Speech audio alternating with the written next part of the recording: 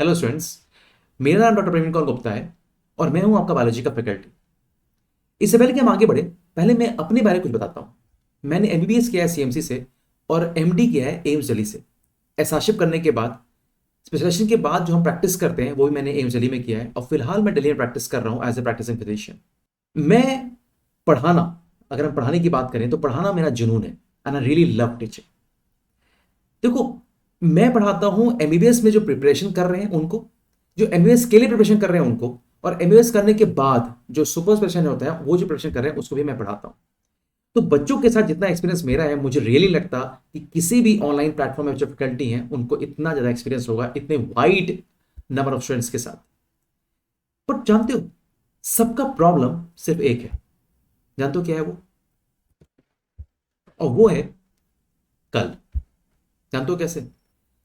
आपने पढ़ाई शुरू करनी है नीट 2022 के लिए। सभी के दिमाग में, हाँ मुझे पढ़ाई शुरू करनी है, मैं ये पढ़ूंगा वो पढ़ूंगा, इस बार मैं ऐसे फोड़ दूंगा और ऐसे मैं पूरे एमसीक्यू सॉल्व कर दूंगा। जब आप पढ़ाई शुरुआत करते हो तो आपका मोटिवेशन लेवल बहुत हाई होता है। हाँ, यहां होता है, और आप इसी मोटिवेशन से आगे पढ़ना शुरू कर देते हो। नीट 2022 के लिए सारे बच्चे जो पढ़ाई कर रहे हैं वो बात मेरी ध्यान से सुनेंगे। पर होता क्या है, आप पढ़ाई करने के पहले प्लानिंग करते हो कि हाँ मैं इस दिन से पढ़ाई करना शुरू करूंगा, और वो दिन होता है आपका अगले हफ्ते या अगले दिन, कल का दिन। ये कहते कहते कहीं ना कहीं दिवाली आ जाती है, और दिवाली के बाद कहीं ना कहीं न्यू ईयर आ जाता है और समय हो जाता है कम।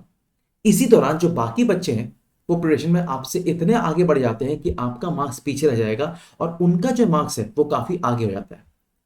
फिर से वही घड़ी आगे बन जाती है। आप एक बात सोचो कि जो बंद घड़ी होती है ना, वो भी एक दिन में समय दो बार सही दिखाती है, बंद घड़ी भी दिखाती है।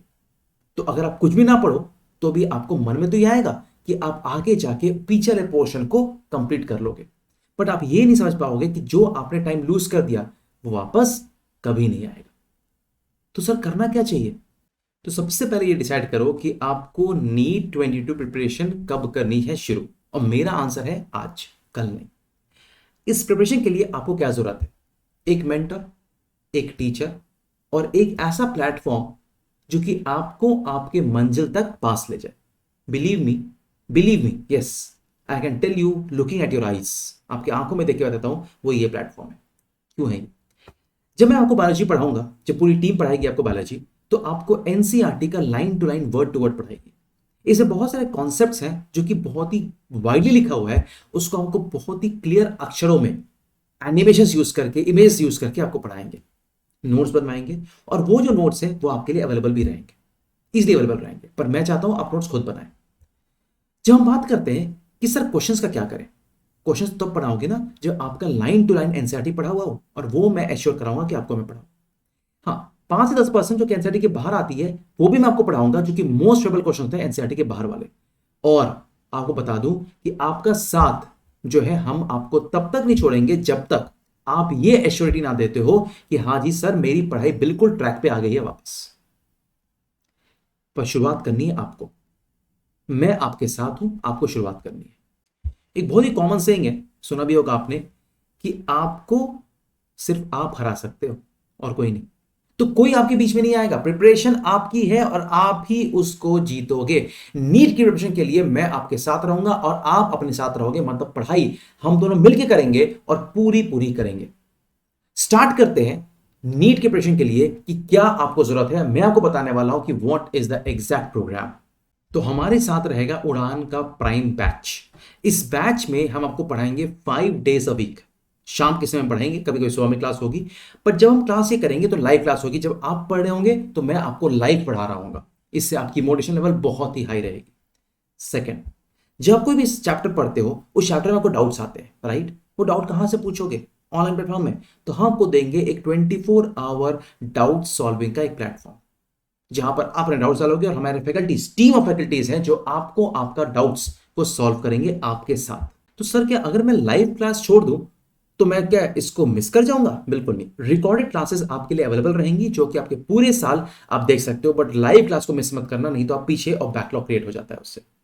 सेकेंडली, अब हम देंगे आपको एक्सक्लूसिव क्वेश्चन बैंक, जो कि सेक्शन ए और सेक्शन बी जो नीट का पैटर्न है उसके ऊपर टाइमर बेस्ड वो बेस्ड होगा। तो आप अपने आप को एसेस कर सकते हो और उस टाइमर के अनुसार अपने प्रेशर कुकर सिचुएशन देके आप और अपने आप को मजबूती और स्ट्रांग से प्रिपेयर कर सकते हो।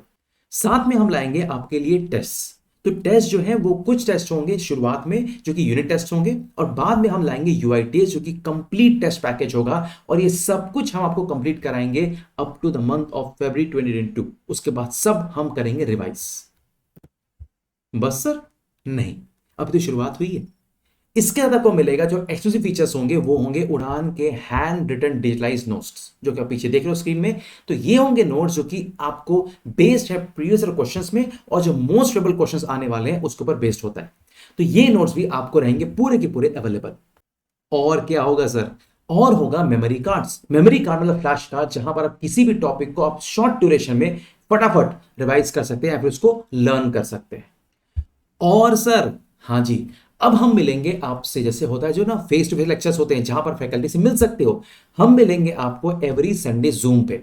तो जूम का सेशन हम क्रिएट करेंगे जहां पर आप और हम डिस्कस करेंगे कि आपकी प्रिपरेशन में क्या वीकनेस रह रही है, और उसको मिलकर हम सॉल्व करेंगे ताकि आपका प्रिपरेशन बेटर हो। Please understand we all are working ताकि आपका जो रैंक है वो मिस ना हो जाए 2022 में। बहुत सारे एडिशनल फीचर्स हैं बट वो मैं आपको नहीं बता पा रहा हूं अभी, बिकॉज वो छोटे फीचर्स हैं। उसको आप जाके उड़ान के रैंकर्स प्राइम वाले बैच में जाके एप्लीकेशन में डेफिनेटली चेक कर लेना। Are you ready with it? अब देखो इस बैच को मिस नहीं करना है। अब मैं आपको पढ़ाने वाला एक टॉपिक, उस टॉपिक को आप ध्यान से सुनो।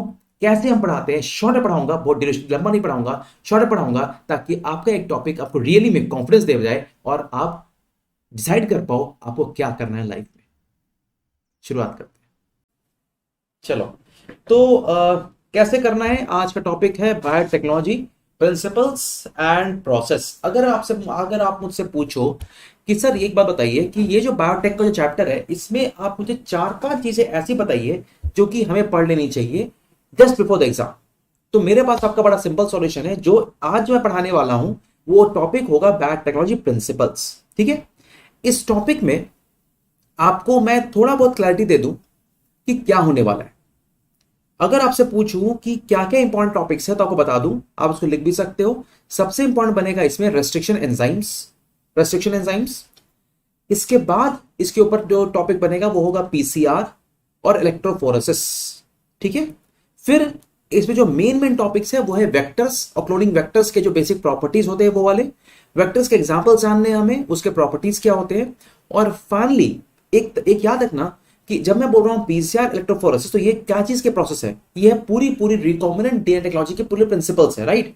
तो रिकॉम्बिनेंट डीएनए टेक्नोलॉजी में किस तरह से हम किसी भी जीन को क्लोन कर सकते हैं उसकी बेसिक प्रोसेस 1 2 3 4 5 करके आपको कम से कम नाम याद होनी चाहिए। इसके अलावा दो चीजें और हैं। एक है कैसे किसी सेल को कॉम्पिटेंट बनाना है। कॉम्पिटेंट का मतलब क्या होता है? How the cell can take the foreign DNA. ठीक है, और एक और चीज के ऊपर आप ध्यान दोगे वो होगा लास्ट में कि what exactly how is a down streaming process being done. ठीक है, तो ये सब चीजों पे आपको ध्यान देना है। और आई थिंक इसके अलावा कुछ खास चीजें है नहीं। तो शुरुआत करते हैं टॉपिक जिसका के नाम होगा, नाम है बायोटेक्नोलॉजी प्रिंसिपल्स एंड प्रोसेस। ठीक है, रेडी? चलो देखो, तो कुछ चीजें मैं पहले आपको एनसीईआरटी से फटाफट रिवीजन करा देता हूं, फिर हम अपने नोट्स पे आएंगे। सबसे पहले हम बात करते हैं यहां पर कि बायोटेक्नोलॉजी को डिफाइन कैसे करते हैं। ध्यान रखना कुछ वर्ड्स यहां पर पढ़ना, उस वर्ड से ही एमसीक्यू बन जाता है। तो you are using the live, याद रखना लाइव ऑर्गेनिज्म को यूज करना है। क्या यूज करना है? We have to use live organisms और एंजाइम्स। ठीक है, to produce products and process useful to the humans. ध्यान रखना लाइव ऑर्गेनिज्म को यूज करना है। यहां पर क्या यूज करना है बेटा? लाइव ऑर्गेनिज्म को। अच्छा, कुछ एग्जांपल्स आपको पहले यहां पर दिए हुए हैं जो बहुत इंपॉर्टेंट नहीं है बट कम से कम नाम याद रखो। पहला है fertilisation leading to test tube baby. Second क्या है? Gene and using it. Third है developing a DNA vaccine. And fourth है डिफेक्टिव डीएनए को ठीक करना। ठीक है, ये 4 इसके बेसिक प्रोसेस हैं जो कि आपको पता होने चाहिए। ठीक है, अच्छा इसके अलावा और क्या आपको याद रखना है? यह समझने के बाद हमें समझना है कि प्रिंसिपल ऑफ बायोटेक्नोलॉजी में 2 चीजें हैं। एक है जेनेटिक इंजीनियरिंग और एक क्या है? एक है बायो प्रोसेस इंजीनियरिंग। ठीक है, एक है जेनेटिक इंजीनियरिंग और एक है बायो प्रोसेस इंजीनियरिंग।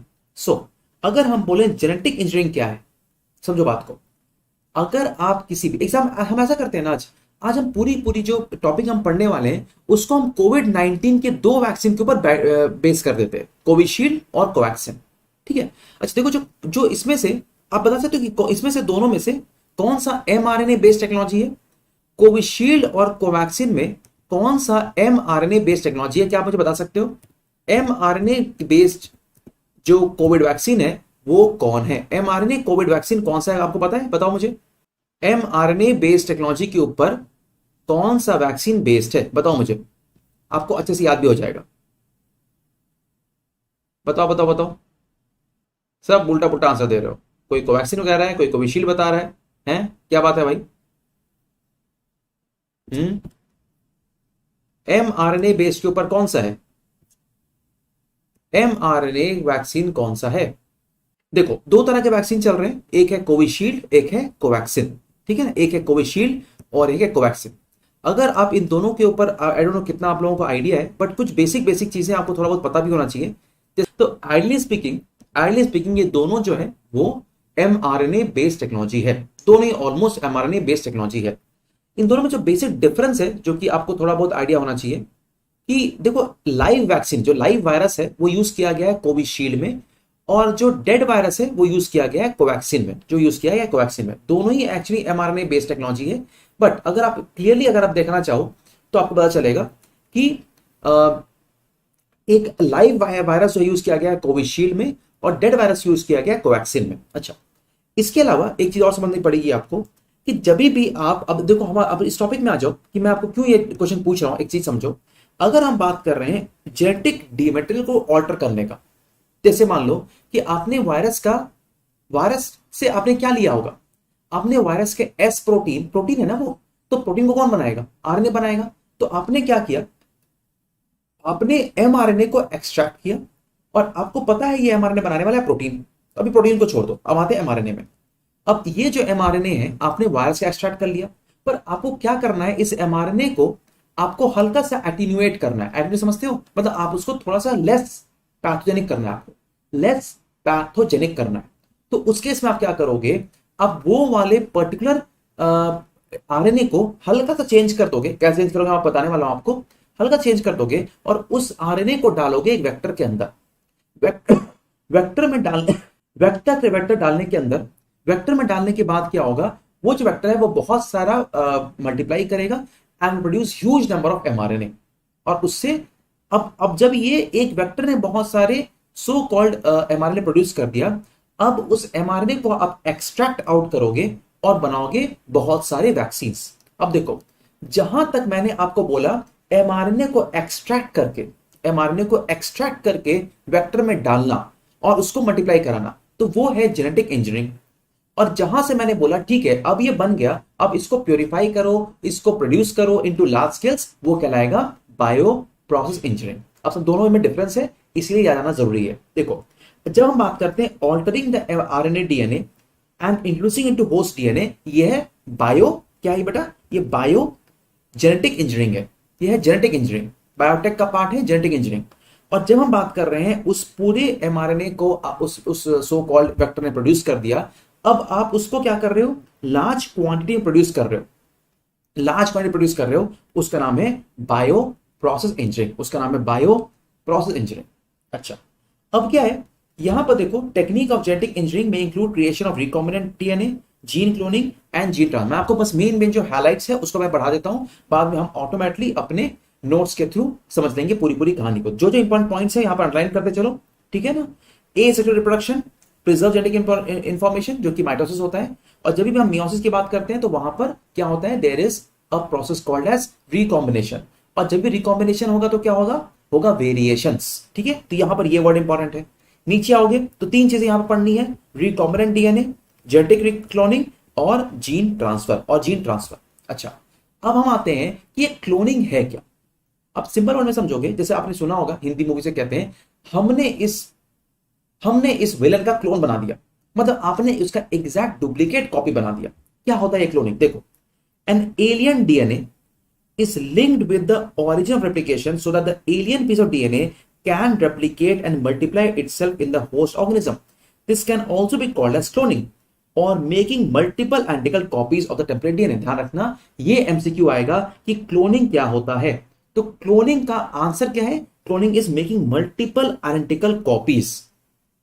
ठीक है, मल्टीपल आइडेंटिकल कॉपी। जैसे कि मान लो कि मैं आपको एक लिखा के नोट्स कर लिया, आपने उस नोट्स को लेके जेरोक्स करके पूरी की पूरी क्लास से बांट दी, तो आपने जेरोक्स का मतलब हुआ क्लोन कर लिया। सिंपल वर्ड समझो कि जेरोक्स का मतलब क्लोन कर दिया। अब हम बात करते हैं about the DNA molecule technology. यहां पर देखो कुछ इंपॉर्टेंट वर्ड है जो कि मैं आपको यहां पर पहले से अंडरलाइन करके रखा हूं ताकि आप इसको फटाफट अंडरलाइन कर लो देख के। ठीक है, देखो the construction of the first recombinant DNA emerged from the possibility of linking a gene encoding antibiotic resistance with a native plasmid autonomously replicating circular extrachromosomal DNA। ठीक है, अब यहां क्वेश्चन आता है कि प्लाज्मिड क्या है। तो प्लाज्मिड क्या है बच्चे? Plasmid is basically what? Autonomous replicating circular extra chromosomal DNA. ठीक है, अच्छा यहां पर सामला टाइफिमोरियम की बात की गई है, जहां पर सबसे पहले यह देखा गया था। किसने देखा था? Stanley Cohen and Herbert Boyer. इन दोनों लोगों ने आइसोलेट किया था antibiotic resistance gene by cutting out the DNA, और इन दोनों लोगों के नाम पे आपको तुरंत याद आना चाहिए रेस्ट्रिक्शन एंजाइम्स। इन्होंने ही पहली बार आइसोलेट किया था। ठीक है, restriction enzyme was isolated by two scientist, नाम है Stanley Cohen and Herbert Boyer, and they also got Nobel prize for this unique discovery.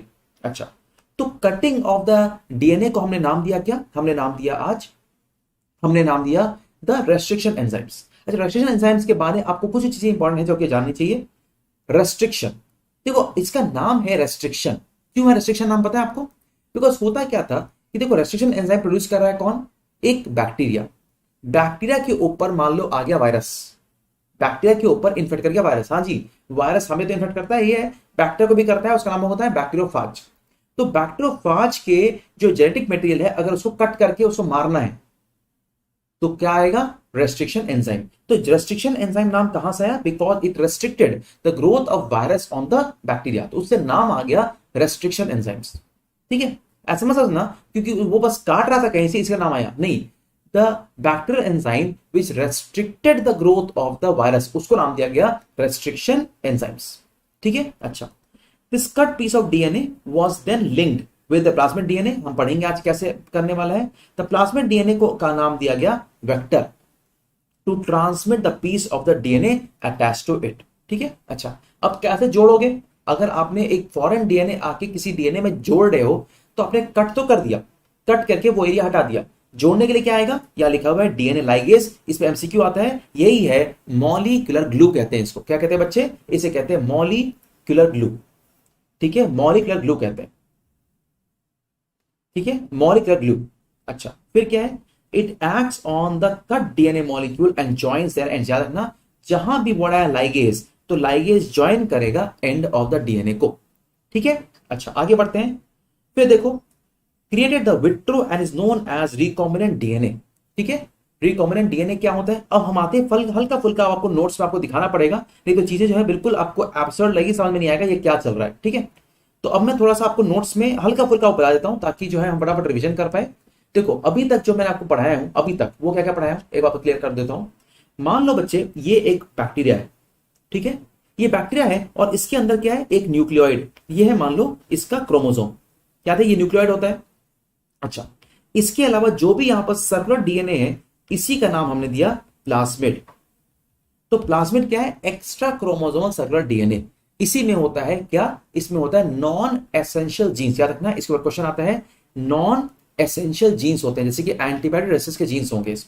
ठीक है, अच्छा अब क्वेश्चन ये आता है कैन प्लाज्मिड बी ट्रांसफर्ड? बताओ मुझे इन द ग्रुप, बताओ मुझे group, can plasmid be transferred और नॉट? बताओ मुझे, कैन प्लाज्मिड बी ट्रांसफर्ड और नॉट? यस बिल्कुल, प्लाज्मिड को ट्रांसफर कर सकते हैं। How? By the process of conjugation. बहुत बढ़िया बताया आपने। तो क्या होता है? ये जो प्लाज्मिड है, ये जो प्लाज्मिड है ये यहां से इधर भी आ सकता है। मतलब एक बैक्टीरिया का plasmid can be transfer to the other bacteria. इस प्रोसेस का नाम क्या है? इसका नाम है कॉन्जुगेशन। ठीक है, कॉन्जुगेशन। बट अगर मान लो यही प्लाज्मिड मान लो कि बाहर से अंदर आ रहा है, ये बाहर से अंदर आ रहा है, तो इसका नाम कॉन्जुगेशन नहीं होगा। उस केस में का नाम होगा ट्रांसफॉर्मेशन, जो प्रिंसिपल हमने पढ़ा था ग्रिफिथ एक्सपेरिमेंट, याद है? ग्रिफिथ ने भी तो यही बोला था ना कि सराउंडिंग मीडिया से उसने उठा लिया अपने आप को, तो वो था ट्रांसफॉर्मेशन प्रिंसिपल। तो वो अलग कहानी है, ये अलग कहानी है, ठीक है। अच्छा, अब मैंने बात किया कोहेन एंड बोयर।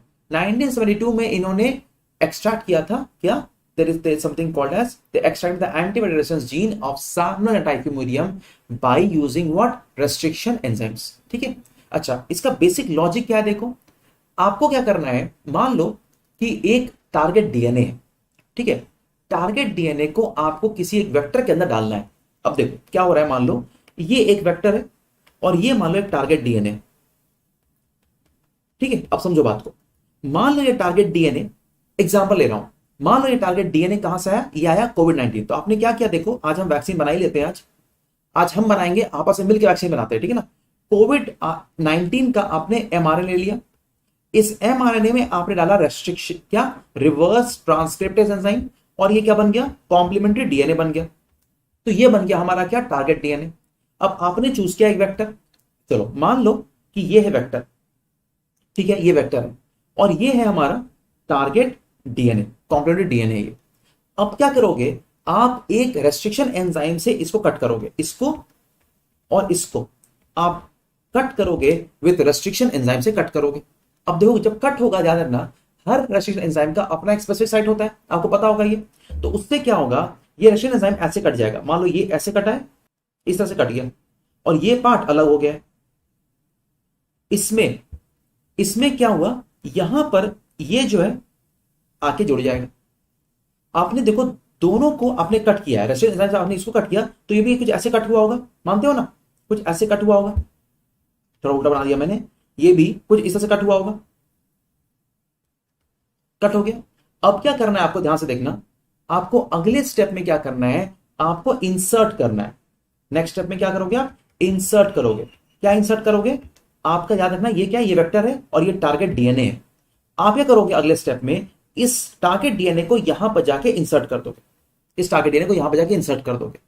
तो अब जब आपने इंसर्ट कर दिया तो क्या होगा, जब आपने इंसर्ट कर दिया तो क्या होगा, देखो ये देखो, ये था आपका वेक्टर, ये था आपका वेक्टर और इसमें आके लग जाएगा ये टारगेट डीएनए। बट क्वेश्चन ये है कि इसको बच्चे चिपकाओगे कैसे, मॉलिक्यूलर ग्लू मतलब लाइगेज मतलब ग्लू से आप इसको आराम से चिपका सकते हो। बिल्कुल सही बोला आपने, बहुत सही, बहुत अच्छा, बहुत अच्छा, यस, इसका नाम है लाइगेज से इसको चिपका सकते हो। अब क्या करोगे, अब क्या करोगे, आपने इसको वापस से ट्रांसफॉर्म करोगे इनटू एशेरिशिया कोलाई। एक बैक्टीरिया या फिर कोई एशेरिशिया कोलाई मान लो, तो मान लो ये एशेरिशिया कोलाई है, एग्जांपल ले रहा हूं मैं ना, एशेरिशिया कोलाई है, ये इसका न्यूक्लियोइड है। अब क्या किया आपने, इसको उठा लिया और इसको डाल दिया इसके अंदर, ठीक है, इसको डाल दिया। अब क्या किया आपने, इसको क्लोन कर दिया, आपने इसको क्लोनिंग कर दी, तो जेरॉक्स कॉपी बना दी। इस तरह से आपने बहुत सारे जेरॉक्स कॉपी बना ली, मतलब क्या हुआ, अब आपको बहुत सारे आपके टारगेट डीएनए बन चुके हैं। मतलब इस तरह के जो आपके ऑर्गेनिज्म है इसको क्लोन कर लिया, मतलब क्या हुआ, ऐसे बहुत सारे, ये जो एरिया, इसको जो है, इसको क्या किया आपने, इसको आपने बहुत बहुत सारे उठा के बना लिए। तो बहुत सारे इस तरह के क्लोन बन गए, इसको कॉपी कर लेते हैं और फटाफट पेस्ट मारते जाते हैं, जितना पेस्ट मारना है उतना मार लो, उतना बन गया आपका। देखो क्या बढ़िया से वैक्सीन बन रहा है आज, देख रहे हो, ये देखो शानदार वैक्सीन बने जा रहा है आज। मतलब आज तो हमने बना ही लिया कोवैक्सीन कोविशील्ड अपने घर में। तो this is what is actually important, ठीक है ना। तो इसे कहते हैं हम क्लोनिंग कर दिया हमने। अच्छा, अब इसी स्टेप को तो मैंने आपको बड़ा सिंपल में समझा दिया, पर क्या ये इतना सिंपल है, बेटा इतना सिंपल नहीं है। पर ध्यान रखना, इस पूरी केस में हमें 3 चीज समझनी पड़ेगी। पहला, व्हाट इज रेस्ट्रिक्शन एंजाइम, सबसे पहले हम क्या समझेंगे कि ये चीज क्या है। तो मैं बता रहा हूं टूल्स कौन कौन से बने, टूल्स, पहला रेस्ट्रिक्शन एंजाइम्स, सेकंड कौन, वेक्टर्स, और थर्ड क्या है, कॉम्पिटेंट होस्ट। इस केस में कौन था, एशेरिशिया कोलाई था, कॉम्पिटेंट होस्ट, ठीक है, कॉम्पिटेंट होस्ट। तो ये जो 3 टूल्स हैं, इसके बारे हमें पहले पढ़ना पड़ेगा। इसको पढ़ने के बाद हम देखेंगे स्टेप्स क्या है, स्टेप्स क्या है। ये तो टूल्स जो हमें चाहिए, ये हुआ मसाला, पर स्टेप्स क्या है, याद रखना। अगर बात हो रही है स्टेप्स की, तो अगेन जो हमने ऊपर पढ़ा है उसके थ्रू आप 3 स्टेप दिखा सकते हैं। अब दिखाऊंगा आपको एनसीईआरटी वहां क्या लिखा हुआ है। सबसे पहले आपको टारगेट डीएनए को आइडेंटिफाई करना है, फिर उसको इंट्रोड्यूस करना है इनटू द होस्ट, और फिर होस्ट में उसको मेंटेन करना है। पहला, आइडेंटिफाई करना है the target DNA, target DNA को आइडेंटिफाई करो। सेकेंड, इंट्रोड्यूस करो, introduce into the vector, introduce the into vector, ठीक है। और अल्टीमेटली इसको मेंटेन करो in the host and then maintain in host. जो ऊपर का एग्जांपल है जहां मैंने लिया what we talked about the Escherichia coli, ठीक है। चलो आ जाओ यहां पर वापस, और ये देखो, देखो तीन चीजें यहां पर। टूल्स क्या, देखो ये तो स्टेप्स हैं क्या, identify DNA, introduction to the identify DNA the host, मतलब उसकी बात है वेक्टर के यूज करेंगे, and maintenance into the host. अब जब हम बात करते हैं टूल्स की, तो टूल्स में क्या क्या है, पहला है रेस्ट्रिक्शन एंजाइम्स, पहला। सेकंड देखो क्या लिखा हुआ है एनसीईआरटी में, ये तो पहला था, अभी तक पहले ही चल रहा है क्या, कहां गया, हाँ 11.2.1 रेस्ट्रिक्शन एंजाइम्स, ठीक है। अगला क्या है इसमें टूल्स में, सेकंड कौन है, क्लोनिंग वेक्टर्स, और थर्ड क्या है, द कॉम्पिटेंट होस्ट। तो शुरुआत करते हैं यहां से रेस्ट्रिक्शन एंजाइम्स के बारे में, ठीक है। इसमें देखो लिखा हुआ है क्या, हिंट 2, क्या लिखा हुआ बच्चे, हिंट 2 लिखा हुआ है। अच्छा एक बात समझो, जो रेस्ट्रिक्शन एंजाइम्स है, ठीक है, रेस्ट्रिक्शन एंजाइम्स है, उसको आइसोलेट किसने किया था, पहला वो था अर्बेट, स्मिथ और नाथन, ठीक है ना। तीन लोगों ने इसको आइसोलेट किया था, अर्बत, स्मिथ एंड नाथन, ठीक है, तीन लोगों ने इसको आइसोलेट किया था।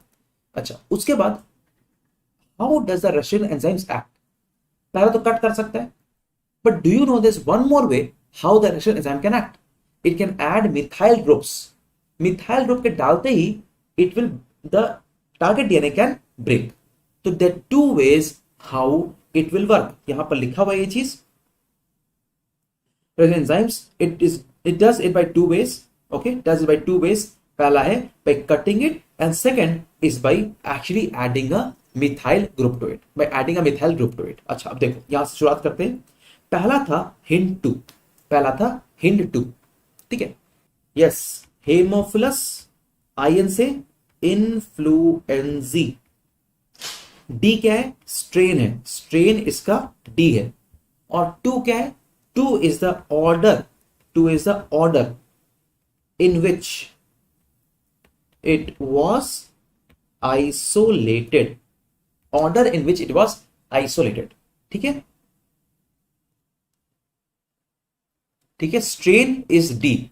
अब ये बताओ कि हिंट 2 का स्पेसिफिक सीक्वेंस क्या है, वैसे तो आपको पता है कि ई कोलाई का सीक्वेंस क्या है, बट अगर क्वेश्चन आता है हिंट 2 का सीक्वेंस क्या है, तो क्या है वो, क्या है ये, ए जी सी टी टी, ये होगा 5-3 5 to 3। इसको उल्टा कैसे करोगे, यहां से पढ़ दो, उल्टा पढ़ना पड़ेगा आपको, टी टी सी जी ए, ये होगा 3 to 5।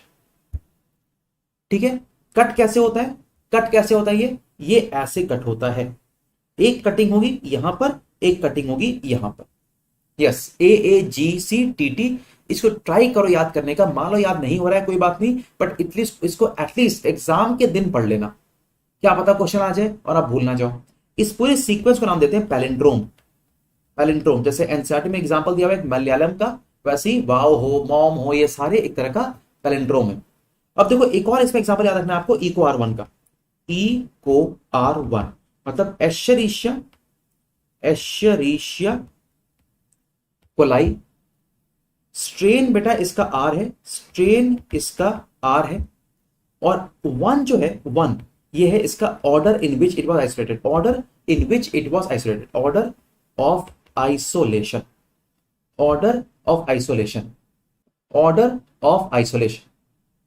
ठीक है। अच्छा अब क्वेश्चन ये आता है कि ये काटता कैसे, अच्छा ध्यान रखना, इसका जो सीक्वेंस है क्या करना है, गटाक सटाक, बोलो सब लोग, गटाक सटाक,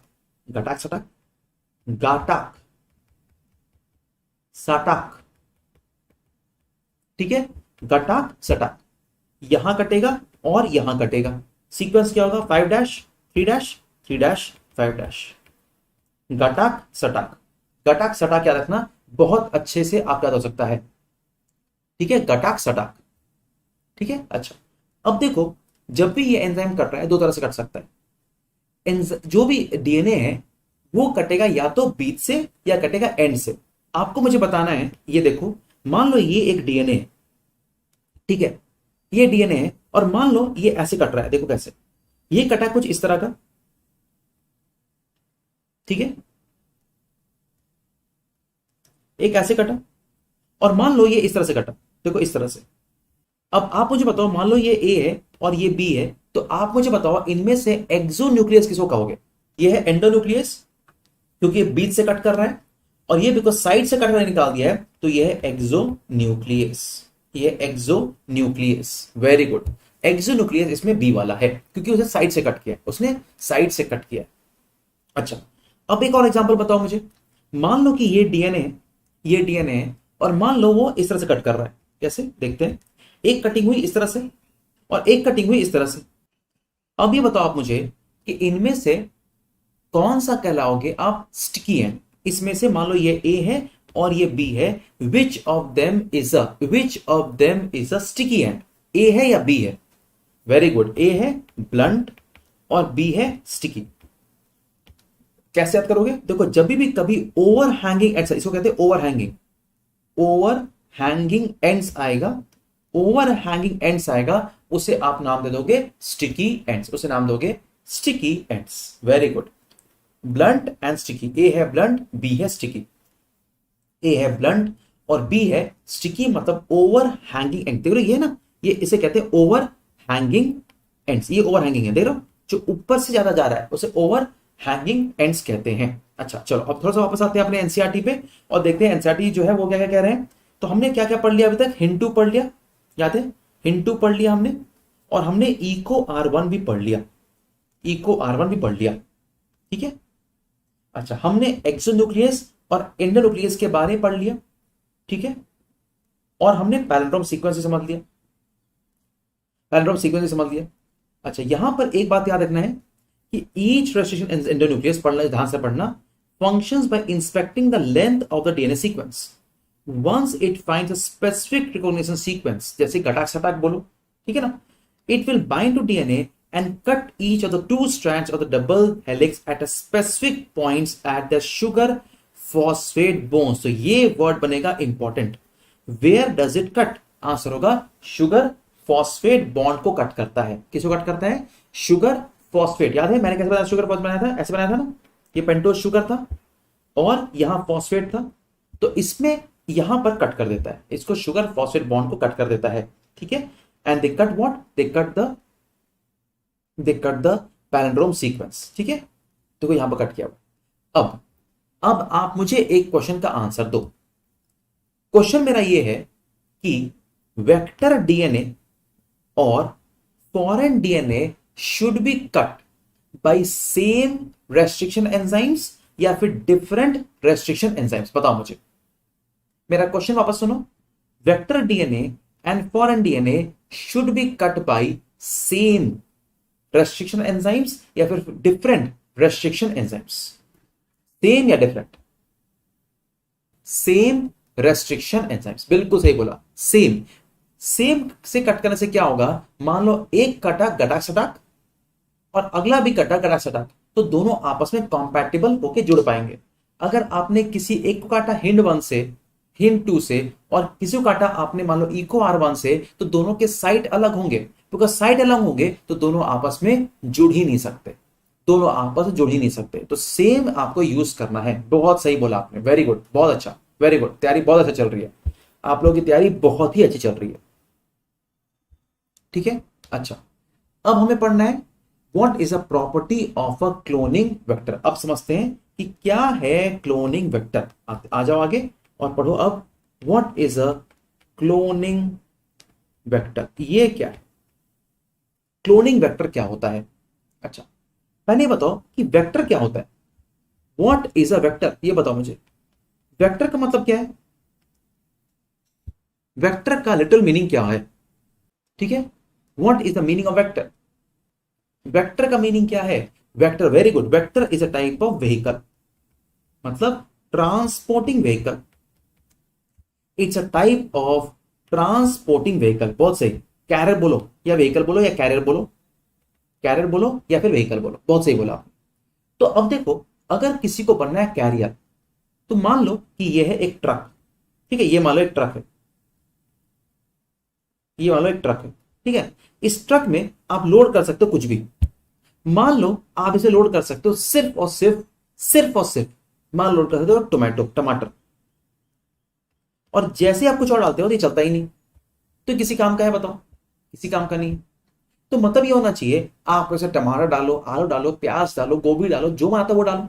तो वेक्टर जो है वो ऐसा होना चाहिए जिसमें आप कोई भी जीन को ट्रांसपोर्ट कर सकते हो, मानते हो? पर ध्यान रहे, वेक्टर को ऐसा नहीं कहीं भी डाल सकते हो, एक स्पेसिफिक जगह में लोड करना पड़ेगा। भाई यहां थोड़ी लोड करके चले जाओगे, आपको यहीं पर लोड करना पड़ेगा।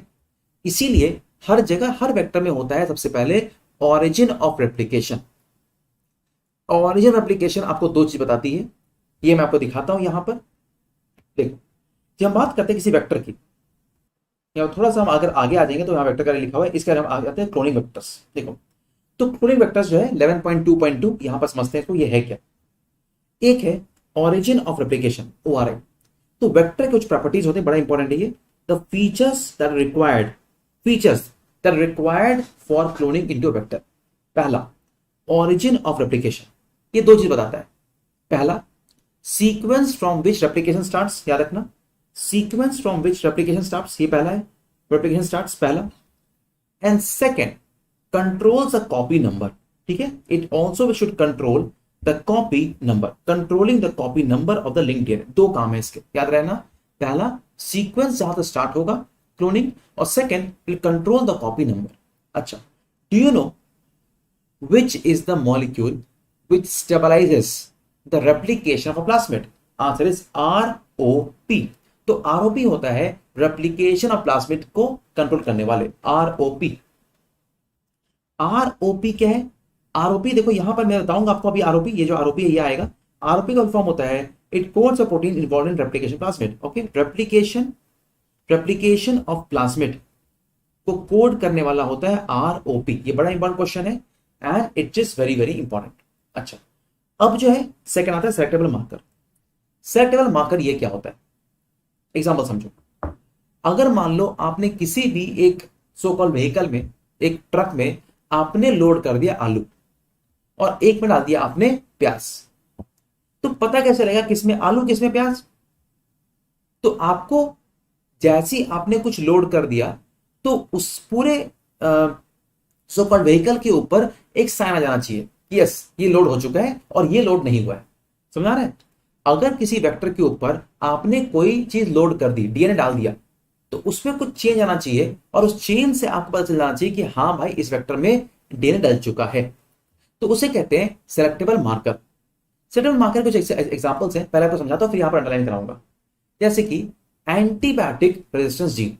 एक सिंपल समझो, पहले मेरी बात ध्यान सुनना, सब लोग मेरी बात ध्यान से सुनोगे, ठीक है ना? सुन ध्यान से सुनना। पहला, अगर मान लो एक नॉर्मल इकोलाई की बात करो, नॉर्मल इकोलाई से मतलब जिस जो भगवान ने बनाया था, ऊपर से तो आया ना, हम थोड़ी बनाए। तो नॉर्मल इकोलाई जो है वो सारे एंटीबायोटिक से सेंसिटिव होता है।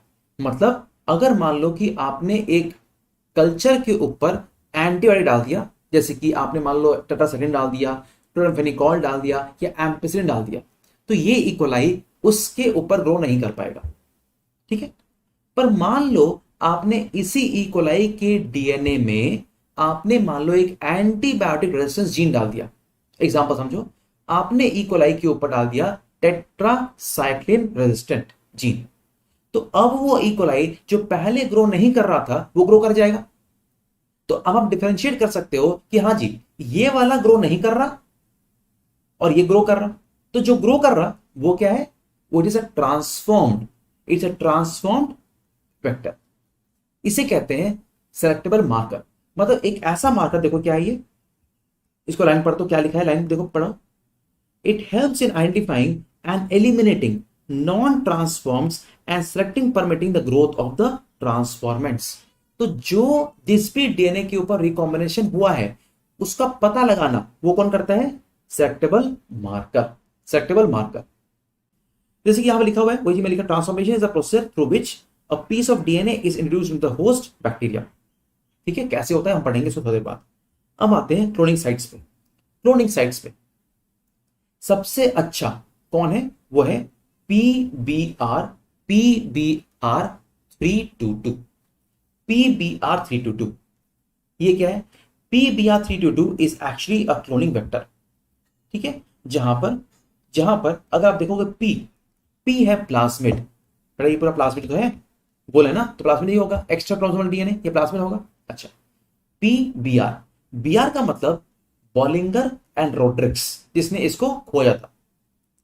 बीआर का मतलब बॉलिंगर एंड रोड्रिक्स ने खोजा था।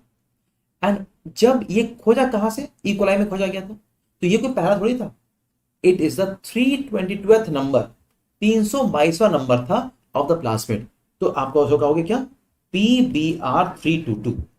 PBR 322 मतलब P मतलब द प्लाज्मिड, BR मतलब बॉलिंगर रोड्रिक्स, और 322 is the number of plasmid in the order in which it was discovered. ठीक है, अच्छा अब देखो इसको याद कैसे करें। देखो PAP, पाप, पाप।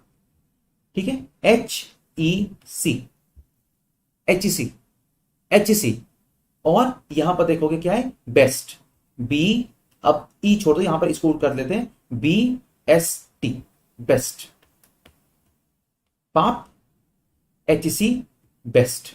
पहले याद करो।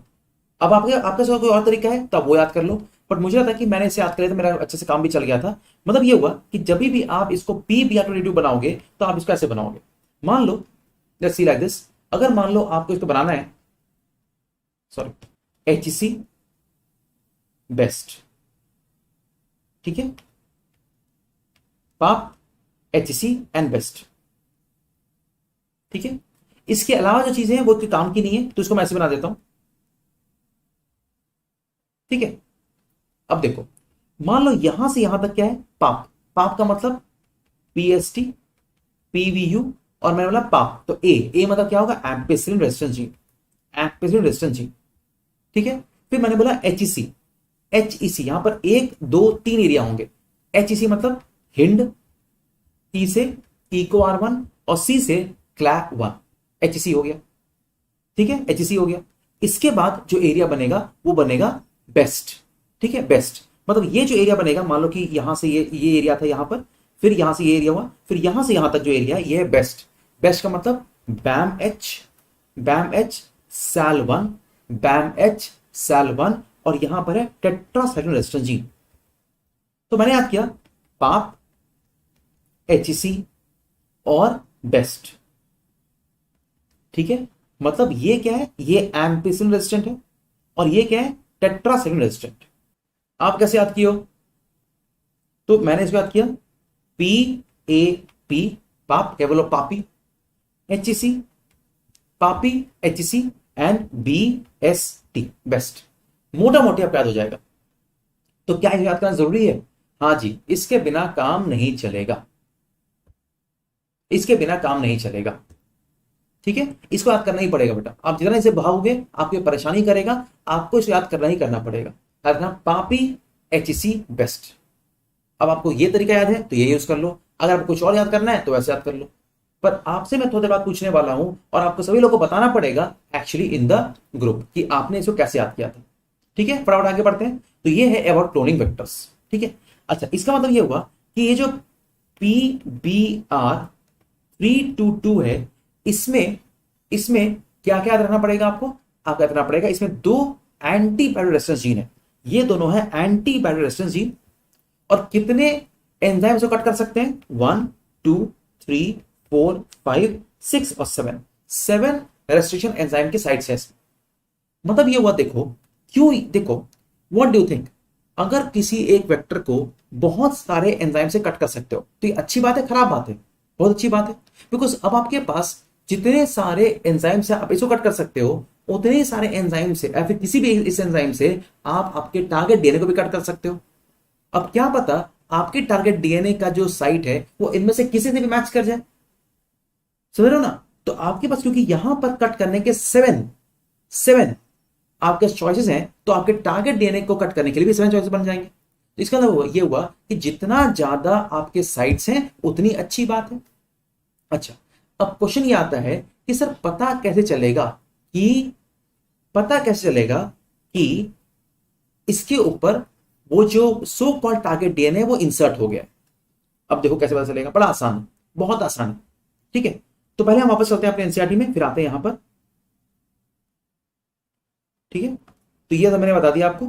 अच्छा, अब यहां पर क्वेश्चन ये है कि how will get to know कि ट्रांसफॉर्मेशन कैसे हुई है, how will get to know कि ट्रांसफॉर्मेशन हुई है कि नहीं हुई है।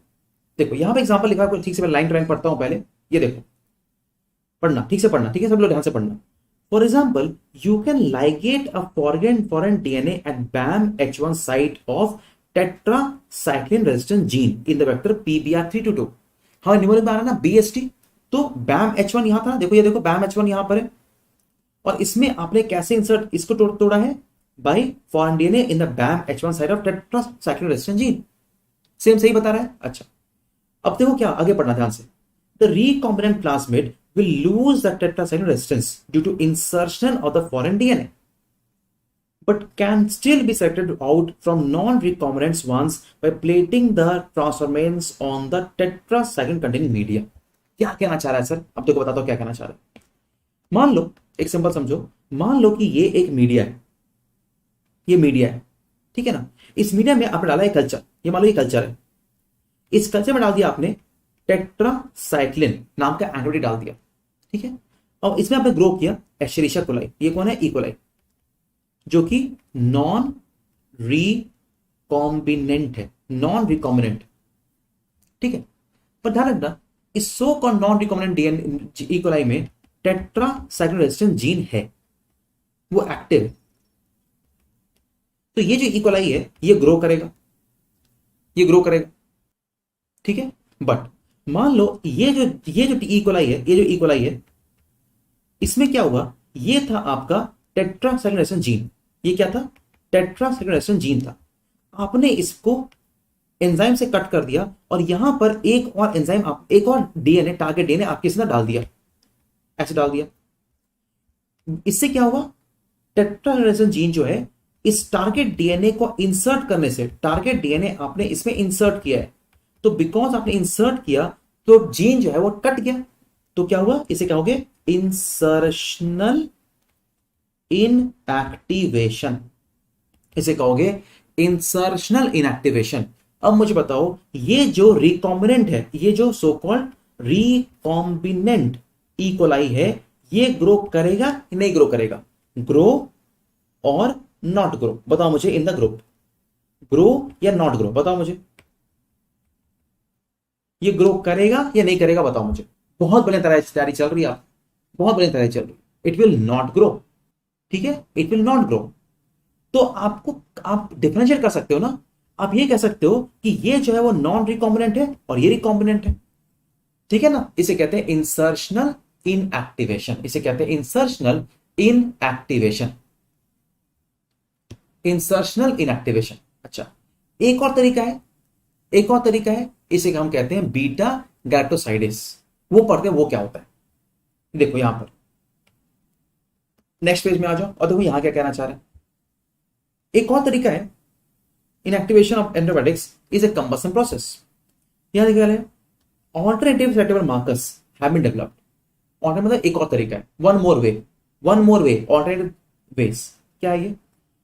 देखो, producing colour in presence of chromogenic substance. क्या कहना चाह रहे देखो, इन दिस, यहां पे मैं पढ़ रहा हूं क्या होता है, a recombinant DNA is inserted within the coding sequence of the enzyme, ठीक है, beta galactosidase. This results into inactivation of the gene for synthesis of this enzyme which is referred to as insertional inactivation. मतलब जो अभी हमने पढ़ा tetracycline resistance के बारे, अब हम पढ़ रहे हैं उसको बीटा गैल्क्टोसाइडेस के बारे, ठीक है। हम इसको अदर्स पढ़ेंगे। क्या ले रहा है, the presence of the chromogenic substance gives blue colonies if plasmid in the bacteria does not have a insert. तो अगर बीटा गैल्क्टोसाइडेस अगर वो टूटा नहीं है तो करेगा blue colour. Presence of the insert वो इनएक्टिवेट कर देगा इस जीन को, तो इसीलिए ब्लू कलर प्रोड्यूस नहीं होगा और क्या प्रोड्यूस होगा, व्हाइट कलर प्रोड्यूस होगा, उसे हम कहेंगे व्हाइट कलर प्रोड्यूस हुआ है। मतलब एग्जाम्पल देखो यहां पर क्या हो रहा है, एक इसको ठीक समझते हैं। हुआ क्या, देखो हुआ क्या, let's assume there is a beta galactosidase gene, ये मान लो ये वाला है beta galactosidase gene, beta gal gene है। ये बीटा गैल जीन जो है ये अगर मान लो नॉर्मल रहेगा तो वो ब्लू कलर प्रोड्यूस करेगा, ब्लू कलर प्रोड्यूस करेगा। बट अगर मान लो ये बीटा कैरेक्टरसाइटिस जो है आपके जीन के इंसर्ट करने से मान लो इनएक्टिवेट हुआ है और आपने ये देखो एक फॉरेन डीएनए डाल दिया, ये है आपका फॉरेन डीएनए, फॉरेन डीएनए डाल दिया, तो अब ये क्या प्रोड्यूस करेगा, white colonies, white colonies produce करेगा। तो अगर वो ब्लू है तो मतलब वो नॉन रिकॉम्बिनेंट है, नॉन रिकॉम्बिनेंट है, और अगर वो व्हाइट है तो वो क्या है, वो रिकॉम्बिनेंट है, वो रिकॉम्बिनेंट है। सो अब बिकॉज ये क्लियर है तो हम नेक्स्ट स्टेप में चलते हैं। नेक्स्ट स्टेप क्या है, vector for cloning genes in the plant and animals. अब कुछ एग्जांपल्स दिए गए हैं, एग्जांपल याद रखना है आपको। प्लांट में क्या है, एग्रोबैक्टीरियम टुमिफेशियंस, इसके बारे एक वर्ड इंपॉर्टेंट है, it's a pathogen of several dicot plants is able to deliver a piece of DNA known as tDNA to transform normal plant cell into tumor, direct this tumor to produce a chemical required by pathogen। ठीक है, एक simple word समझो, agrobacterium टुमिफेशियंस ये काम आता है plants में। और जब बात करोगे एनिमल सेल्स की तो रेट्रोवायरस काम आता है एनिमल्स में। पर देखो दोनों ही ये वाला ये दोनों प्रोड्यूस कर सकते हैं कैंसर सेल्स। तो कोई जो भी जीन कैंसर से प्रोड्यूस कर रहा है आप उस जीन को इनएक्टिवेट कर लो और अपने काम के लिए यूज कर लो। इसे देखो क्या लिखा हुआ है, ध्यान से पढ़ना, द ट्यूमर इंड्यूसिंग, TI मतलब tumour inducing plasmid of agrobacterium has now been modified. बिना मॉडिफाई के यूज नहीं करोगे, अगर आपने मॉडिफाई नहीं किया वो कैंसर कर देगा ना, इसीलिए has been modified into cloning vectors which is no more pathogenic. बहुत इंपॉर्टेंट वर्ड है, बिना इसको इनएक्टिवेट किए आप यूज नहीं कर सकते। ठीक है, इस तरह से रेट्रोवायरस यूज कर सकते हो कहां पर, इन द एनिमल सेल्स। तो एग्रोबैक्टीरियम प्लांट में और रेट्रोवायरस एनिमल्स में। Now so once the gene or the DNA fragment has been ligated to the suitable vector, it is referred to as bacterial plant or animal host where it multiplies। ठीक है, अच्छा अब हम बात करते हैं how to make a host competent. पहले समझना पड़ेगा कि कॉम्पिटेंट क्या होता है। मैंने बहुत बार बोला कि आप किसी भी सो कॉल्ड वेक्टर को क्लोन करने के बाद आप किसी होस्ट में डाल दो। वापस सुनो मुझे, मैं कह रहा हूं किसी भी वेक्टर को टारगेट डीएनए से आपने रिकॉम्बिनेशन दे दिया तो ये रिकॉम्बिनेंट डीएनए बन गया। अब आप इसको डालोगे होस्ट के अंदर, पर होस्ट इसको कैसे लेगा अपने अंदर, होस्ट इसको कैसे लेगा अपने अंदर, उसे कहते हैं कॉम्पिटेंट बनाना, कॉम्पिटेंट बनाना।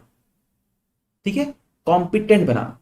कॉम्पिटेंट कैसे बनाना है, इसके 4 तरीके, there are 4 ways how to make a cell more competent। 4 तरीके। फर्स्ट तरीका क्या है, first way is what, it is to make it competent, you have to make it hide. DNA क्या होता है, हाइड्रोफिलिक, तो यहां लिखा हुआ है ना, देखो DNA is a hydrophilic molecule, it can not pass through. तो आपको बनाना पड़ेगा इसको कॉम्पिटेंट। कैसे, फर्स्ट वे क्या लिखा हुआ है यहां पर, देखो इसको यहां से पढ़ते हैं, यहां पर this is done by treating them with a specific concentration of a divalent cation, जैसे कि कैल्शियम। ठीक है, तो डीएनए को आपने ट्रीट किया कैल्शियम के साथ, and then DNA enters the bacterium through pores in the cell wall. Recombinant DNA can then be forced into such cells by incubating cells with recombinant DNA on ice followed by heat। इसे कहते हैं heat shock. First आपने डाला ice और फिर डाला आपने क्या, आपने डाला हीट शॉक। कैसे करेंगे, देखो कैसे, how to make it competent. हमने क्या पढ़ा, how to make it competent. लिख लो इसको, नहीं याद है लिख लो, कोई बात नहीं। कॉम्पिटेंट कैसे बनाना है, सबसे पहले आपको डीएनए को आपको ऐड करना है कैल्शियम क्लोराइड CaCl2। इससे क्या होगा, डीएनए जो है वो बाइंड कर जाएगा on the cell wall of the bacteria, it can bind to cell wall, but अंदर नहीं घुसा। अंदर घुसाने के लिए आपको पोर्स बनाना पड़ेगा। तो पोर्स बनाने के लिए क्या होगा, मान लो कि ये है, मान लो सेल, ये है सेल, और आपने मान लो डीएनए में, ये मान लो आपका डीएनए है, इसमें आपने कैल्शियम ऐड कर दिया है। तो हम क्या कह रहे हैं कि ये जो चीज है, सॉरी, ये जो पूरी चीज है, ये जो पूरी चीज है, ये पहुंच तो जाएगी यहां पर, ये यहां तक पहुंच तो जाएगी, कोई दिक्कत नहीं पहुंचने में, कोई दिक्कत नहीं पहुंचने में। बट प्रॉब्लम क्या है कि ये जो है वो अंदर नहीं घुस पाएगा। तो आपको अंदर जाने के लिए यहां पोर्स क्रिएट करने पड़ेंगे। ये पोर्स कैसे करोगे? By ice and heat, heat by ice plus heat of 40 degree Celsius. इससे क्या होगा? एक पोर क्रिएट हो जाएगा। इस पोर क्रिएट होते ही, the moment you have created the pore, this whole thing can easily enter inside. ये चला जाएगा इसके अंदर, this whole thing can easily enter inside. यह है पहला, यह पहला तरीका। सेकेंड तरीका क्या है? माइक्रो इंजेक्शन, माइक्रो इंजेक्शन, यह है सेकेंड तरीका। थर्ड तरीका क्या है? बॉलिस्टिक गन्स कहते हैं इसको, बॉलिस्टिक गन्स। बॉलिस्टिक गन्स ज्यादातर कहां यूज होता है? प्लांट्स में या एनिमल में? बताओ मुझे in the group. Ballistic guns plant या एनिमल कहां यूज होता है? बताओ मुझे। बॉलिस्टिक गन्स प्लांट्स में, एनिमल में कहां पर यूज होता है? बताओ फटाफट बताओ। बॉलिस्टिक गन्स कहां पर यूज होता है? Correct answer is plant. Animal में नहीं, ज्यादातर होता है ये प्लांट के अंदर। बॉलिस्टिक गन्स का मतलब क्या है?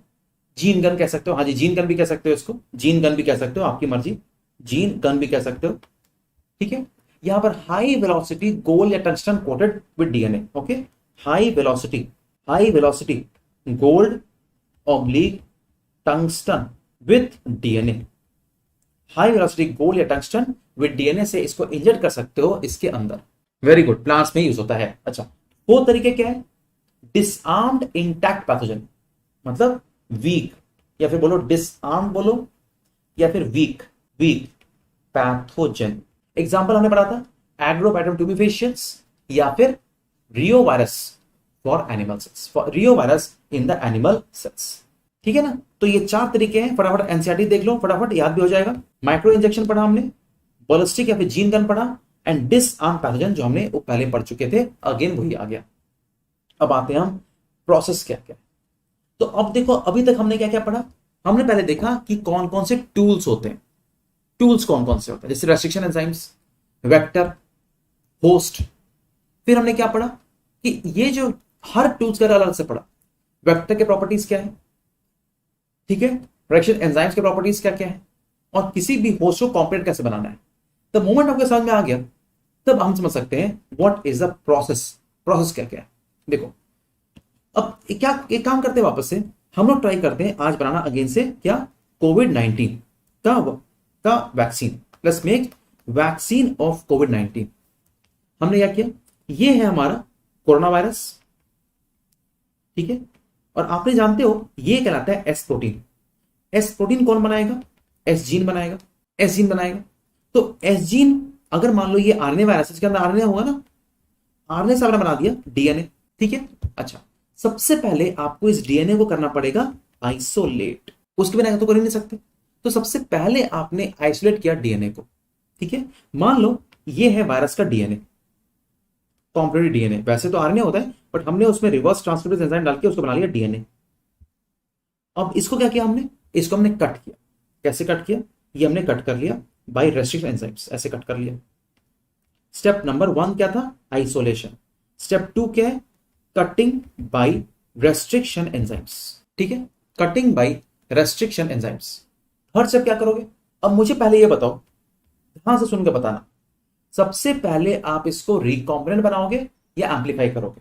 मेरा क्वेश्चन ये है, third step should be recombinant DNA बनाना, रिकॉम्बिनेंट डीएनए बनाना और एम्पलीफिकेशन ऑफ डीएनए। आप मुझे बताओ कि what do you think is the third step? आप इसको रिकॉम्बिनेंट करोगे या एम्पलीफाई करोगे? Can you please explain selectable marker and cloning vector process in a much. मैंने बेटा समझाया ना। देखो, सेलेक्टेबल मार्कर क्या होता है? आप किसी भी चीज को थोड़ा सा ऐसा चेंज कर दो कि आप उसको पहचान पाओ। एक ई कोलाई जो कि सबसे पहले था टेट्रासाइक्लिन रेजिस्टेंट, आपने उस ई कोलाई के अंदर डाल दिया एक डीएनए, तो अब वो हो गया टेट्रासाइक्लिन सेंसिटिव। तो बिकॉज ये उससे अलग हो गया ना, तो आप इसको सेलेक्ट कर सकते हो। इसे कहते हैं सेलेक्टेबल मार्कर, इसे कहते हैं सेलेक्टेबल मार्कर। तो जो बच्चे बोल रहे हैं एम्पलीफिकेशन, वो सिर्फ ब्लाइंडली देख रहे हैं एनसीईआरटी और अपना दिमाग नहीं लगा रहे हो। बेटा देखो, सबसे पहले आप करोगे इसको रिकॉम्बिनेंट डीएनए। जब तक आप रिकॉम्बिनेंट डीएनए नहीं करोगे तो एम्पलीफाई करके फायदा क्या है? आप सिर्फ देख रहे हो आपके एनसीईआरटी को, जहां थर्ड पॉइंट लिखा है एम्पलीफिकेशन। आप दिमाग ही नहीं लगा रहे हो। एनसीईआरटी में कट करने के बाद रिकॉम्बिनेंट कर चुका है सेकंड स्टेप में ही। समझ आ रहा है आपको? नहीं नहीं समझ आ रहा है? देखो वापस देखो, अगर आप एनसीईआरटी पढ़ोगे, पहला स्टेप है isolation of genetic material DNA. Isolate कर लिया आपने, कैसे करोगे बाद में पढ़ते हैं। सेकंड, आपने इसको कट किया, सर इसे कट कर दिया। अब देखो, ध्यान से देखना, कट कर लिया ना। अब देखो, कट करने के बाद सेपरेट करोगे। agarose electrophoresis is employed to check the progression of Russian enzyme digestion. DNA is negatively charged molecule and hence it moves towards the positive electrodes. This process is repeated with the vector DNA also. ध्यान vector DNA से cut कर चुके हैं। अब ध्यान से पढ़ना, ये तो पढ़ा ही नहीं ना, ये पढ़ोगे तब तो समझ में आएगा। The joining of DNA involves several process. अब ध्यान से पढ़ना, after cutting the source DNA as well as vector DNA with specific enzymes, the cut out gene of interest from the source DNA and cut vector with the space are mixed and ligated is added. मतलब ये कह रहा है आप इसमें recombination कर चुके हो। आप बस अंदाजी बोल रहे हो, कुछ ध्यान नहीं दे रहे हो पढ़ाई में और सिर्फ अंदाजी बोल रहे हो। ऐसे सिलेक्शन होगा आपका, अंदाजी, बिल्कुल कुछ नहीं आइडिया है, बोले जा रहे हो बस। ठीक है, डीएनए को कट करोगे, पहले आइसोलेट करोगे, फिर कट करोगे, फिर रिकॉम्बिनेशन करोगे और फिर करोगे एम्पलीफिकेशन। अंधाधुन एनसीईआरटी का लाइन में पढ़ो, समझोगे तो क्या लिखा है। So amplification of gene of interest using PCR is the next step. ये स्टेप मैंने डाल दिया बीच में, आधे बच्चे गड़बड़ हो गए, एकदम अंदाजी एनसीईआरटी बोल रहे हो। अब जो बच्चा बोल रहा है कि सर मैंने सही बताया था, वो कह रहा है कि सॉरी। ठीक है, चलो सॉरी कुछ नहीं, बट क्लास में तो डांट तो खाओगे ना।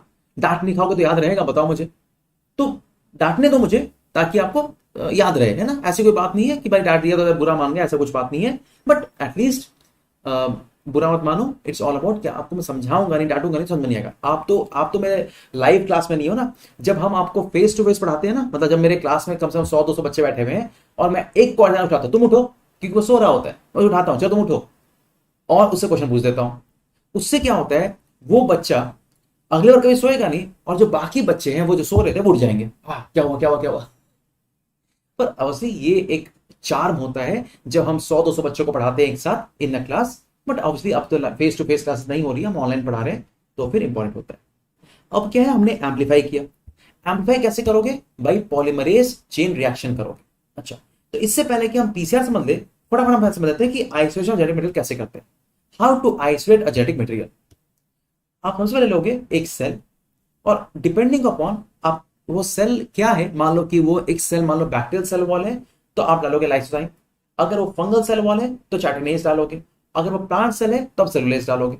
इससे क्या होगा, वो जो डीएनए आरएनए बाहर निकल के आ जाएगा।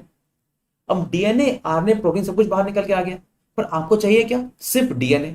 तो आपको आरएनए को हटाने के लिए क्या चाहिए, आरएनएज डालोगे, और प्रोटीन को डालने के लिए क्या डालोगे, प्रोटीएज डालोगे। इससे आपका डीएनए अलग होने लगेगा। फिर डालोगे आप उसमें इथेनॉल। इथेनॉल मतलब अल्कोहल को डालते ही डीएनए विल प्रेसिपिटेट आउट। तो ये चीज यहां लिखी हुई है, ये देखो याद रखना। लाइसोजाइम बैक्टीरिया के लिए, सेलुलोज और सेलुलेज प्लांट के लिए, और काइटिनेज फॉर फंगस। ये वो पहला स्टेप। सेकंड स्टेप क्या डालोगे, आप इसमें डालोगे आरएनए को रिमूव करोगे राइबो न्यूक्लियस से, और सेकंड प्रोटीएज। ये है सेकंड स्टेप। और थर्ड क्या है, addition of chilled ethanol, third step. इससे क्या होगा, it can be collecting out by fine thread और suspension. Now you can take it out. 4 step है, simple way how you can take it out. Cutting तो हमने समझ देखो, इसको हम कैसे करेंगे, फ्रैक्शन एंजाइम से करेंगे। और नेक्स्ट स्टेप है about this, very very important, इसके आपको ठीक से पढ़ना पड़ेगा। स्टेप का नाम है द पीसीआर। ओके, स्टेप का नाम है पीसीआर। अच्छा, so what is PCR and how does the entire thing happen, इसको मैं समझना पड़ेगा। देखो, पीसीआर जो है, पीसीआर जो है वो है एक तरह से बनाना चाउमीन। हाँ जी, नूडल्स। तो कैसे करते हैं हम चाउमीन या फिर नूडल्स, आप याद करो। आप सबसे पहले लेते हो, मार्केट से लाते हो एक नूडल का पैकेट, वो बिल्कुल ऐसे जुड़ा हुआ रहता है, ऐसे जुड़ा हुआ रहता है। आप इसको डालते हो बॉइलिंग, बिल्कुल बॉइल कर देते हो, तो बिल्कुल अलग अलग हो जाता है ऐसे, और जितना अलग होगा उतना टेस्टी आएगा, है ना। अच्छा, आपने इसको बॉइल किया, ये अलग हो गया। जब ये अलग होगा उसका नाम देंगे डीनेचरेशन। क्या इसकी टेम्परेचर होगी, टेम्परेचर होगी very very high, 95 degree Celsius. उसके बाद आप इसको करोगे कूल, और कूल करने के बाद, ठीक है, कूल करने के बाद, कूल करने के बाद आप डालोगे इसे मसाला, हाँ जी, नूडल्स या फिर चाउमीन मसाला डालोगे। तो जब इसमें मसाला डाल रहे हो तो इसका टेम्परेचर हल्का सा इंक्रीज करोगे। जब कुछ डाल रहे हो, मसाला क्या डालोगे, आप डालोगे इसमें मसाला, मसाला मतलब प्राइमर डालोगे, और क्या डालोगे, DNTB डालोगे, DNTB डालोगे, और एंजाइम डालना पड़ेगा। एंजाइम का नाम है इसमें क्या, टैक पॉलीमरेज, टैक पॉलीमरेज डालोगे, और साथ में एक डालोगे मैग्नीशियम जो कि काम करेगा कैटलिस्ट की तरह। इस समय आप इस स्टेप को कहते हैं एनिलिंग। मसाला डालना, मसाला इज एनिलिंग। टेम्परेचर है 70 degree Celsius, 72 degree Celsius, sorry cool ना, तो होगा 50 degree Celsius, 50 degree Celsius, 55 degree Celsius. और इसके बाद उसको खूब जोर से भूंजोगे, will fry it at 70 degree Celsius, at 70 degree Celsius, ठीक है। तो 95, 55 and then extension at 72 degree Celsius, ठीक है। तो स्टेप का नाम डीनेचर करना, एनिलिंग करना एंड एक्सटेंशन करना, ठीक है, एक्सटेंशन करना, यस। डीनेचरेशन 95 पे, एनिलिंग 55 पे, एक्सटेंशन होगा 72 पे। पर क्वेश्चन ये आ सकता है कि at step of annealing what all do you add, तो क्या ऐड करोगे, प्राइमर ऐड करोगे, साथ में DNTB ऐड करोगे, फिर टैक पॉली ऐड करोगे, और एक कैटलिस्ट मैग्नीशियम भी ऐड करोगे। Magnesium will also have to be added. तो यहां समझना पड़ेगा हमें कि ये टैक पॉलीमरेज क्या है। तो यहां पढ़ते हैं व्हाट इज टैक पॉलीमरेज। देखो टैक पॉलीमरेज क्या है, Taq polymerase has come from Thermus aquaticus. तो यहां से आया T और यहां से आया AQ, टैक, ठीक है। थर्मस एक्वेटिकस क्या है, थर्मस एक्वेटिकस क्या है, any idea, what is Thermus aquaticus, बताओ मुझे, what is Thermus aquaticus. Thermus aquaticus क्या है, it's a weed, very good, it's a weed, weed जो कि ग्रो करता है इन द वार्म स्प्रिंग्स, जहां टेम्परेचर हाई होती है। तो उससे निकाला हुआ एक एक्वेटिक वीड है, जिससे निकाला गया था एक एंजाइम, उसका नाम है थर्मस एक्वेटिकस, ठीक है, थर्मस एक्वेटिकस, ठीक है। अच्छा, अब देखो अभी तक हमने क्या क्या स्टेप पढ़ा, वापस दिखाता हूं मैं आपको। स्टेप का नाम देखो क्या क्या पढ़ा। पहला स्टेप क्या था, isolation. Second step cutting by reaction enzymes. Cut करने के बाद यहां पर एक स्टेप था सेपरेशन। सेपरेशन कैसे करते हैं, by DNA gel electrophoresis, by DNA gel electrophoresis. हाँ जी, आर्की बैक्टीरिया है, बिल्कुल आर्की बैक्टीरिया जो कि वीड एक तरह का है, और थर्मोस्टेबल होता है ये। एक्वेटिक वीड बोलो या आर्की बैक्टीरिया, दोनों सेम है, which can live at high temperature, live at high temperature. अच्छा, separation by DNA gel electrophoresis, ठीक है। अब ये हमें समझना पड़ेगा ये क्या चीज है। बिफोर वी रिकॉम्बाइंड इट, आपको सेपरेट करना पड़ेगा। सेपरेट करने टेक्निक का नाम है इलेक्ट्रोफोरेसिस। इसमें क्या होता है देखो, मान लो कि ये एक जेल है, ठीक है, ये एक जेल है, और ये जो जेल बनते हैं ये बनते हैं बाई अगारोस जेल, जो कि सीवीड है। आगे अगारोस जेल, अगारोस जेल है, which is actually what, it's a seaweed, it is seaweed. तो एक तरह का ये बिल्कुल जेल होता है। जेल में इस तरह के पॉकेट बने होते हैं, पॉकेट बने होते हैं। जो भी DNA आपने सेपरेट किया है, जो भी DNA आपने सेपरेट किया है, आप इसको इसके अंदर डाल सकते हो। तो यहां पर आपने पुट क्या किया, DNA, पर DNA आपको दिखेगा नहीं। देखने के लिए आपको इसको चाहिए क्या, यूवी रेस, वहां पर ये DNA चमकेगा by adding something called as ethidium bromide, ethidium, okay, ethidium bromide, ethidium, ethidium bromide. जैसे आपने डाला इथीनियम ब्रोमाइड, अब क्या होगा, it will have the fluorescence light which can be seen by the UV rays. आपने यहां DNA, और DNA में पता है आपको नेगेटिव चार्ज है, तो आपने यहां डाला एक पॉजिटिव चार्ज।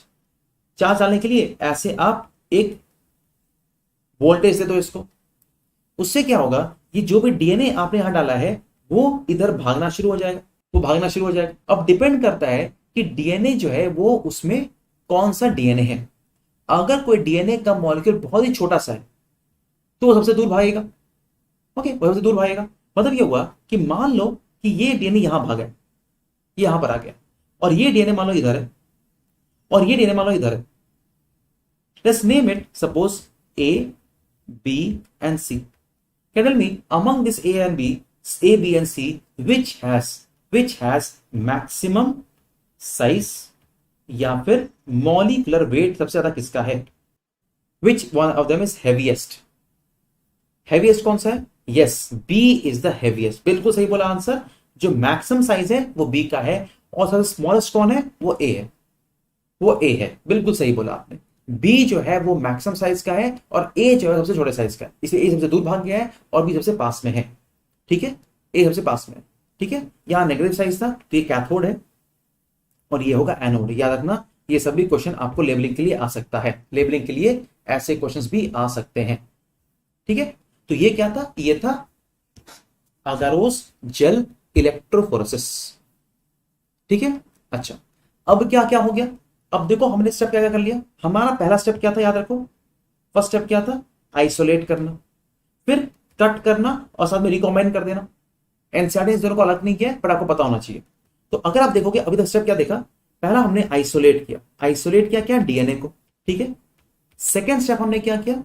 हमने कट बाई रेस्ट्रिक्शन एंजाइम, फिर सेपरेट किया बाई जेल इलेक्ट्रोफोरेसिस। अगर मान लो आप डीएनए सेपरेट कर रहे हो तो आप यूज करोगे अगारोस, बट अगर मान लो आप प्रोटीन सेपरेट कर रहे होते तो आप यूज करते पॉलीएक्राइलअमाइड। पॉलीएक्राइलअमाइड। इसके बाद आप इसको रिकॉम्बाइन करोगे। रिकॉम्बाइन विथ वेक्टर। थर्ड स्टेप क्या किया आपने? एम्पलीफाई किया, एम्पलीफाई कर दिया। थर्ड स्टेप क्या किया आपने? एम्पलीफाई किया। किस डीएनए को? रिकॉम्बिनेंट डीएनए को। याद रखना, रिकॉम्बिनेंट डीएनए को एम्पलीफाई करोगे। रिकॉम्बाइंड डीएनए को एम्पलीफाई करोगे। ठीक है, रिकॉम्बाइंड डीएनए को एम्पलीफाई करोगे। इसके बाद क्या होगा बताओ? Fourth step. फोर्थ स्टेप होगा इंसर्शन ऑफ, इंसर्ट करोगे, insert amplified recombinant DNA into host. जहां पर हम पढ़ चुके हैं, स्टेप का नाम है कॉम्पिटेंट बनाना। स्टेप का नाम है कॉम्पिटेंट बनाना। स्टेप एक बार और बता दो, मैं लिख तो रहा हूं, इसको अंडरलाइन कर लो। आइसोलेट करो डीएनए को, कट करो, फिर सेपरेट करो और रिकॉम्बाइन कर दो, फिर एम्पलीफाई कर दो और फिर कॉम्पिटेंट बना दो। एक होस्ट सेल में इसको आप डाल दो, उसे कॉम्पिटेंट कहेंगे। इंसर्शन, ट्रांसफॉर्मेशन कहां से आ गया? ठीक है ना, ट्रांसफॉर्मेशन मत बोलो, उसको कॉम्पिटेंट बोलो। कॉम्पिटेंट बोलो क्योंकि आपको अंदर डालना है उसके। ठीक है ना, ठीक है। अच्छा, फिफ्थ स्टेप क्या है? Obtaining the final gene product. Obtaining the final gene product. कैसे करते हो फाइनल जीन प्रोडक्ट को ऑब्टेन? ध्यान रखना, हमने शुरुआत किया था आज कोविड-19 का वैक्सीन बनाना। हमने उसके लिए क्या किया? यहां देखो हमने क्या किया था। सबसे पहले हमने इस कोविड-19 के एस जीन को अलग किया, इसके आरएनए बनाया डीएनए, मतलब डीएनए आइसोलेट कर दिया। फिर हमने इस डीएनए को कट किया, और इस डीएनए को सेपरेट आउट कर दिया। अलग करने के बाद हमने इसको क्या किया? अलग करने के बाद हमने इसको रिकॉम्बाइन कर दिया वेक्टर के साथ। उसके बाद हमने एम्पलीफाई कर दिया, उससे हमने एम्पलीफाई कर दिया। उसके बाद इंसर्ट किया एम्पलीफाइड इनटू द होस्ट। उसके बाद ऑब्टेन किया फाइनल जीन प्रोडक्ट को। कैसे? बाई कॉन्टिन्यूअस, लिख लो इसको, by continuous culture system. By continuous culture system.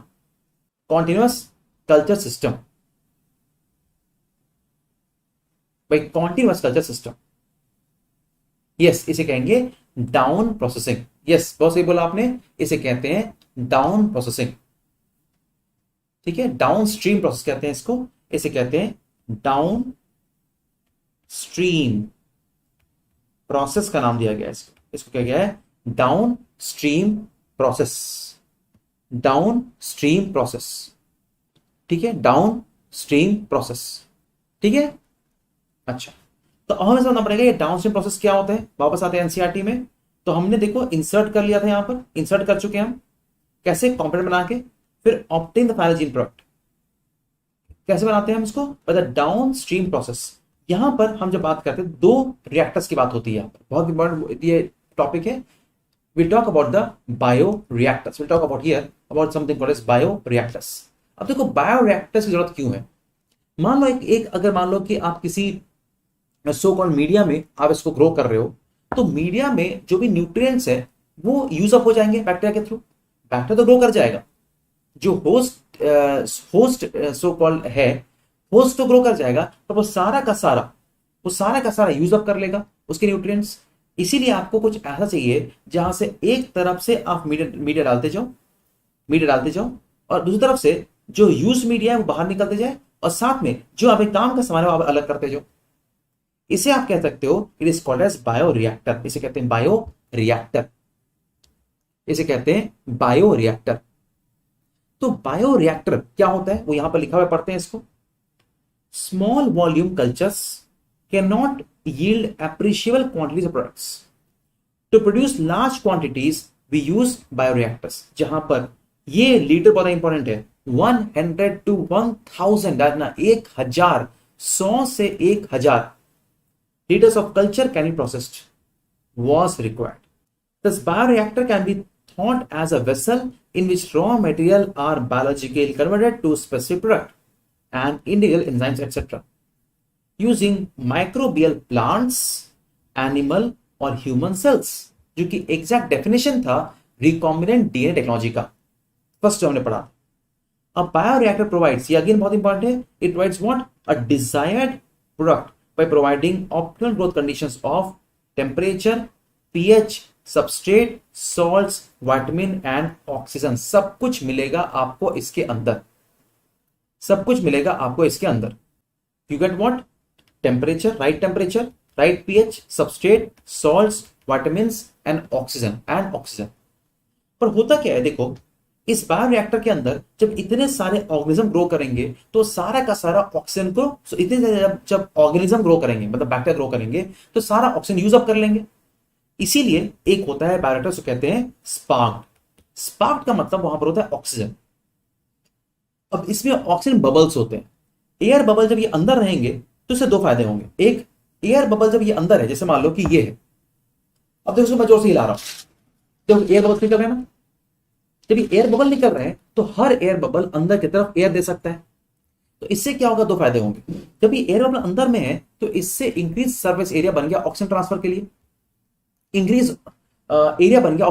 लिए, और साथ में इससे क्या होगा, it will always remain more and more oxygenated. इसमें ऑक्सीजन रहेगा इसके अंदर। DNA is negatively charge because it has phosphorate ester bond, याद है ना। तो इसे कहेंगे हम the bioreactor which is sparked. तो दो चीज देखो यहां पर इंपॉर्टेंट है, एक है स्टर्ड टैंक रिएक्टर जहां पर सिलिंड्रिकल है with a curved base to facilitate the mixing of the reactor contents. The stirrer facilitates even mixing and oxygen availability throughout the bioreactor. ये हुआ एक तरीका। सेकेंड है, air can be bubbled through the reactor. ठीक है, इसमें क्या होगा, एक एयर सिस्टम होगा, उससे ऑक्सीजन डिलीवरी हो जाएगी, and foam control system, temperature control system, pH control system and sampling ports so that small volume of the culture can be withdrawn periodically। ठीक है, तो एक है स्टर्ड से, देखो ये था स्टर्ड, जहां पर हम इसको गोल घुमा रहे हैं तो यहां देखो खुद से ऑक्सीजन प्रोड्यूस हो रहा है। इससे क्या करो, आप इसके अंदर डाल दो पानी। आपने देखा है एक एक्वेरियम के अंदर आप डाल दो एक ट्यूब और वहां से बबल निकलते रहते हैं, तो मछलियां अंदर सांस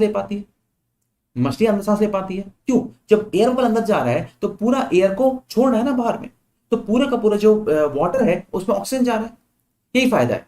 एक होता है स्पार्क्ड जहां पर एयर बबल अंदर जाता है, एक होता है stirred.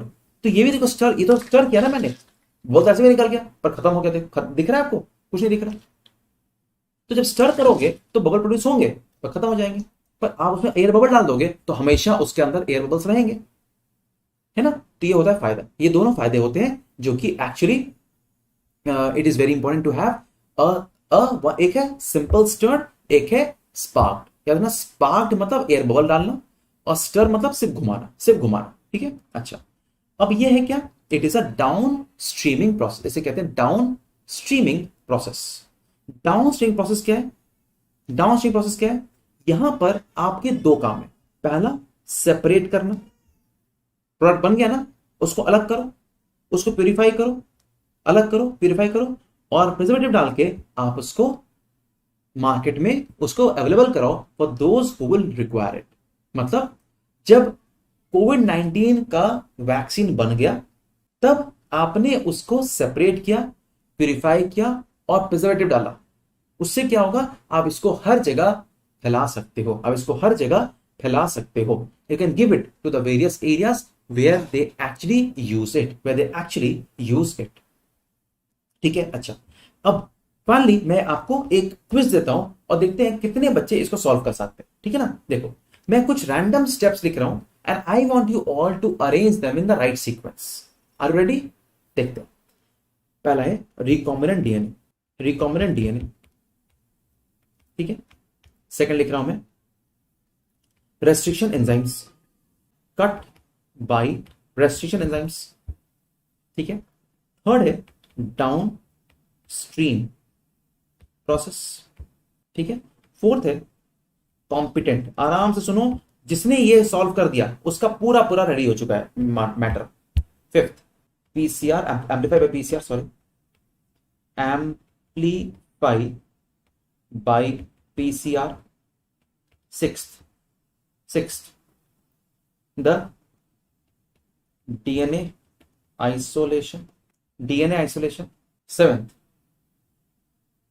it is separation by gel electrophoresis, separation by gel electrophoresis, okay, separation by gel electrophoresis लिखा है मैंने। ठीक है, अब आपको क्या करना है, इन सभी को आपको इसको अरेंज करना है इन द राइट सीक्वेंस। ठीक है, तो 6 2 7 1 5 4 3, this how you can arrange them in the right sequence. इससे आपको समझ आ जाएगा, हाँ जी, is how you actually do all the process of biotechnology principles। ठीक है,